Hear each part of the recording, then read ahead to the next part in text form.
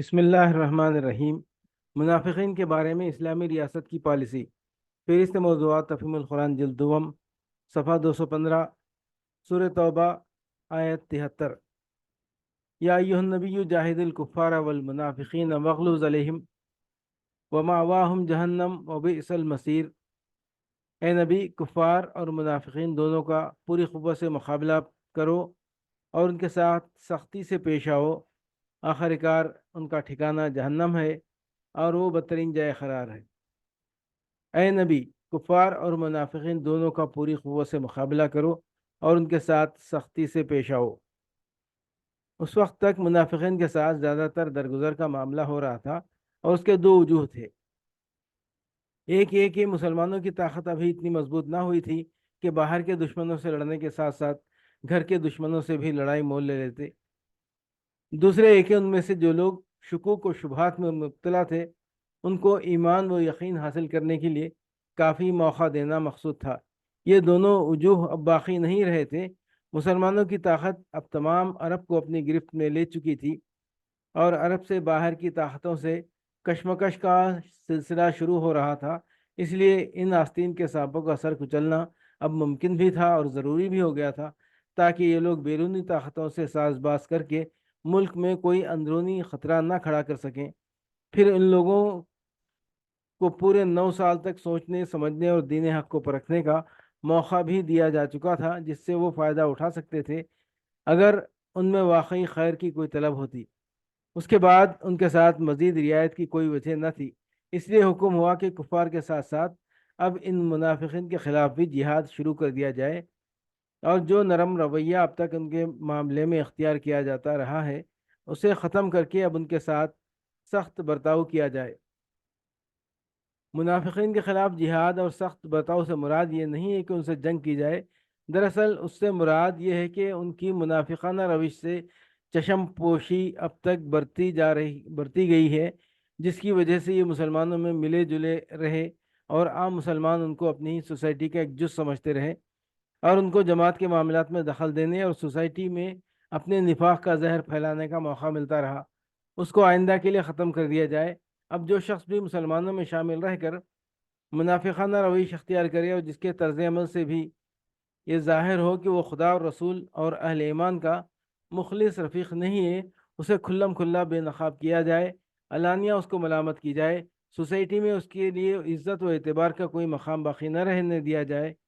معاشرت میں اس سے قطع تعلق ہو، جماعتی مشوروں سے وہ الگ رکھا جائے،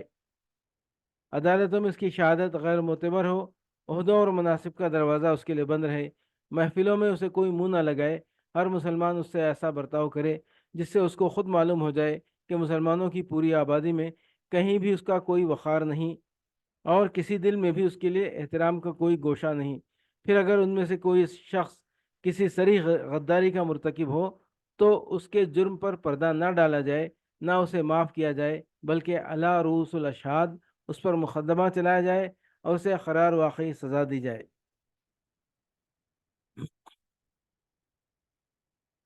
یہ ایک نہایت اہم ہدایت تھی جو اس مرحلے پر مسلمانوں کو دی جانی ضروری تھی۔ اس کے بغیر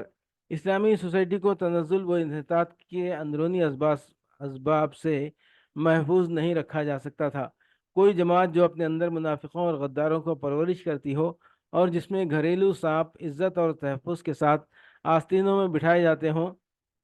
اخلاقی زوال اور بالآخر کامل تباہی سے دوچار ہوئے بغیر نہیں رہ سکتی۔ نفاق کا حال تعاون کا سا ہے اور منافق وہ چوہا ہے جو اس وبا کے جراثیم لیے پھرتا ہے۔ اس کو آبادی میں آزادی کے ساتھ چلنے پھرنے کا موقع دینا گویا پوری آبادی کو موت کے خطرے میں ڈالنا ہے۔ ایک منافق کو مسلمانوں کی سوسائٹی میں عزت و احترام کا مرتبہ حاصل ہونے کے معنی یہ ہے کہ ہزاروں آدمی غداری و منافقت پر دلیر ہو جائیں اور یہ خیال عام ہو جائے کہ سوسائٹی میں عزت پانے کے لیے اخلاص،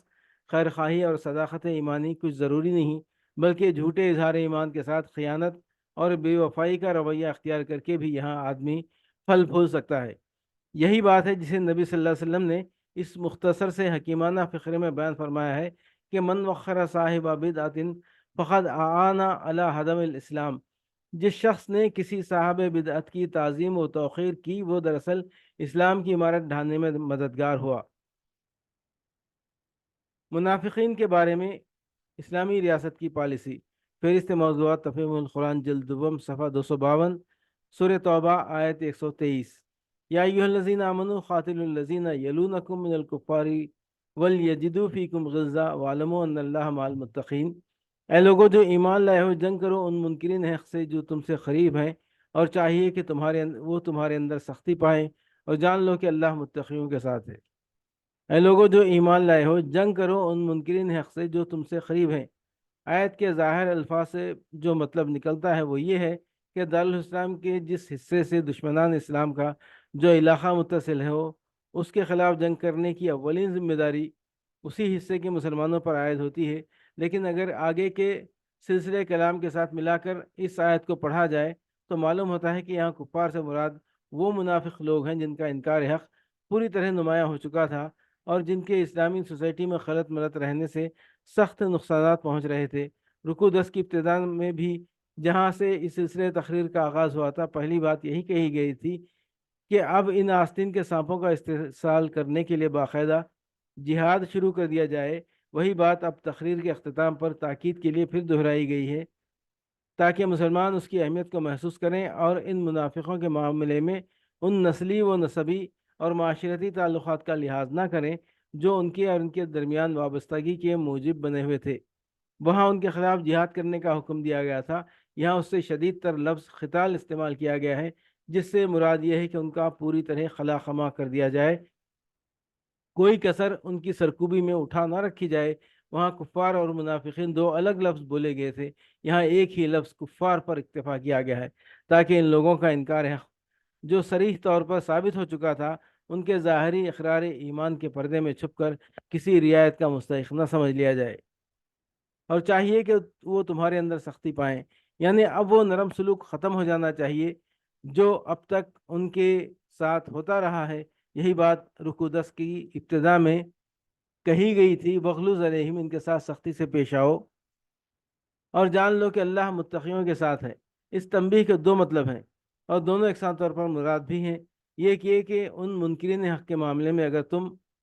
نے اپنے شخصی اور خاندانی اور معاشی تعلقات کا لحاظ کیا تو یہ حرکت تقویٰ کے خلاف ہوگی، کیونکہ متقی ہونا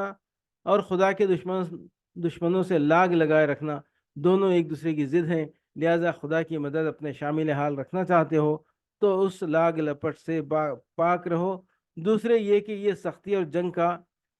جو حکم دیا جا رہا ہے اس کا یہ مطلب نہیں ہے کہ ان کے ساتھ سختی کرنے میں اخلاق و انسانیت کی بھی ساری حدیں توڑ ڈالی جائیں۔ حدود اللہ کی نگہداشت تو بہرحال تمہاری ہر کارروائی میں ملحوظ رہنی چاہیے، اس کو اگر تم نے چھوڑ دیا تو اس کے معنی یہ ہوں گے کہ اللہ تمہارا ساتھ چھوڑ دے۔ دارالاسلام کے تمام باشندے اسلامی ریاست کے کیے گئے معاہدات کے پابند ہیں۔ فہرست موضوعات تفہیم القرآن جلد دوم صفحہ 162، سورہ انفال آیت 72۔ ان الذین آمنوا وہاجروا وجاہدوا باموالہم وانفسہم فی سبیل اللہ والذین آووا ونصروا اولئک بعضهم اولیاء بعض والذین آمنوا ولم یہاجروا ما لکم من ولایتہم من شیء حتی یہاجروا وان استنصروکم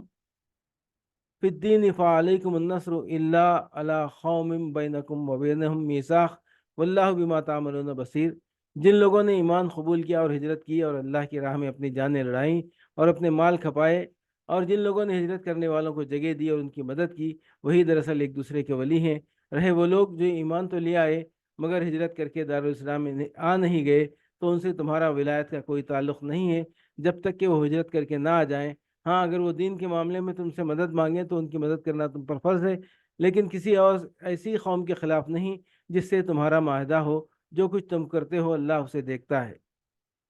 رہے وہ لوگ جو ایمان تو لے آئے مگر ہجرت کر کے دارالاسلام میں آ نہیں گئے تو ان سے تمہارا ولایت کا کوئی تعلق نہیں ہے جب تک کہ وہ ہجرت کر کے نہ آ جائیں۔ یہ آیت اسلام کے دستوری قانون کی ایک اہم دفعہ ہے۔ اس میں یہ اصول مقرر کیا گیا ہے کہ ولایت کا تعلق صرف ان مسلمانوں کے درمیان ہوگا جو یا تو دارالاسلام کے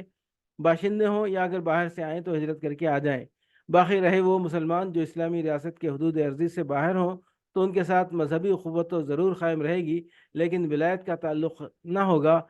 اور اسی طرح ان مسلمانوں سے بھی یہ تعلق ولایت نہ رہے گا جو ہجرت کر کے نہ آئیں بلکہ دارالکفر کی رعایا ہونے کی حیثیت سے دارالاسلام میں آئیں۔ ولایت کا لفظ عربی زبان میں حمایت، نصرت، مددگاری، پشتیبانی، دوستی، قرابت، سرپرستی اور اس سے ملتے جلتے مفہومات کے لیے بولا جاتا ہے، اور اس آیت کے سیاق و سباق میں صریح طور پر اس سے مراد وہ رشتہ ہے جو ایک ریاست کا اپنے شہریوں سے اور شہریوں کا اپنی ریاست سے اور خود شہریوں کا آپس میں ہوتا ہے۔ بس یہ آیت دستوری و سیاسی ولایت کو اسلامی ریاست کی عرضی حدود تک محدود کر دیتی ہے اور ان حدود سے باہر کے مسلمانوں کو اس مخصوص رشتے سے خارج کر دیتی ہے، قرار دیتی ہے۔ اس عدم ولایت کے قانونی نتائج بہت وسیع ہیں جن کی تفصیلات بیان کرنے کا یہاں موقع نہیں ہے۔ مثال کے طور پر صرف اتنا اشارہ کافی ہوگا کہ اسی عدم ولایت کی بنا پر دارالکفر اور دارالاسلام کے مسلمان ایک دوسرے کے وارث نہیں ہو سکتے، ایک دوسرے کے قانونی ولی گارڈین نہیں بن سکتے، باہم شادی بیاہ نہیں کر سکتے، اور اسلامی حکومت کسی ایسے مسلمان کو اپنے ہاں ذمہ داری کا منصب نہیں دے سکتی جس نے دارالکفر سے شہریت کا تعلق نہ توڑا ہو۔ علاوہ بری یہ آیت اسلامی حکومت کی خارجی سیاست پر بھی اثر ڈالتی ہے، جس کی روح سے دولت اسلامیہ کی ذمہ داری ان مسلمانوں تک محدود ہے جو اس کی حدود کے اندر رہتے ہوں۔ باہر کے مسلمانوں کے لیے کسی ذمہ داری کا بار اس کے سر نہیں۔ یہی وہ بات ہے جو نبی صلی اللہ علیہ وسلم نے اس حدیث میں فرمائی ہے کہ انا بریم من کل مسلم بین الزہران المشرکین، میں کسی ایسے مسلمان کی حمایت و حفاظت کا ذمہ دار نہیں ہوں جو مشرکین کے درمیان رہتا ہو۔ اس طرح اسلامی قانون نے اس جھگڑے کی جڑ کاٹ دی ہے جو بالعموم بین الاقوامی پیچیدگیوں کا سبب بنتا ہے، کیونکہ جب کوئی حکومت اپنے حدود سے باہر رہنے والی بعض اقلیتوں کا ذمہ اپنے سر لے لیتی ہے تو اس کی وجہ سے ایسی الجھنیں پڑ جاتی ہیں جن کو بار بار کی لڑائیاں بھی نہیں سلجھا سکتی۔